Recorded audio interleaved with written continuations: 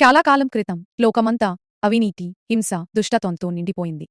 ప్రజలు దేవుని మాట అస్సలు వినలేదు. వారు తమ మార్గాలను మార్చుకోకుండా పదే పదే తప్పు చేస్తూనే ఉన్నారు. దీని కారణంగా దేవుడు తన హృదయంలో చాలా బాధపడ్డారు.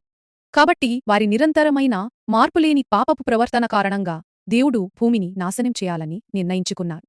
కాని దేవుడు అందర్నీ నాశనం చేయాలనుకోలేదు. నోవాహు అనే ఒక వ్యక్తిని దేవుడు చూశారు.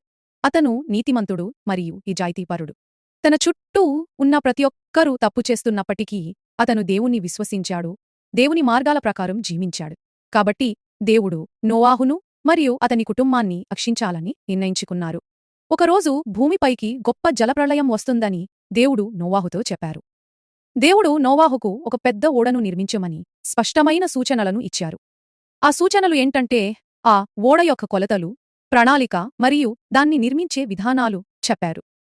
నోవాహు దేవుని మాటను ఎటువంటి సందేహం లేకుండా విశ్వసించాడు. నోవాహు ఓడను నిర్మించడం ప్రారంభించాడు.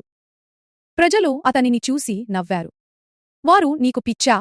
ఎండిపోయిన నేల మీద పడవ ఎందుకు నిర్మిస్తున్నావ్ అని అడిగారు. కాని నోవాహు వారితో ఏ వాదన చేయలేదు. దేవుడు ఆదేశించిన ప్రకారం అతను ఓడను నిర్మించడం కొనసాగించాడు. ప్రజలకంటే దేవుణ్ణే ఎక్కువగా నమ్మాడు. దేవుని సమయం వచ్చినప్పుడు వర్షం కురవడం ప్రారంభమైంది. భూమి మొత్తం నీటితో కప్పబడిపోయింది. ఓడ వెలుపల ఉన్న ప్రతీదీ పాపం మరియు అవినీతి కారణం చేత నాశనం చేయబడింది. కాని నోవాహు మరియు అతని కుటుంబం ఓడ లోపల సురక్షితంగా ఉన్నారు, ఎందుకంటే వారు దేవుణ్ణి విశ్వసించి విధేయత చూపారు కాబట్టి. దేవుడు పాపాన్ని ద్వేషిస్తారు, కాని ఆయన నీతిని ప్రేమిస్తారు.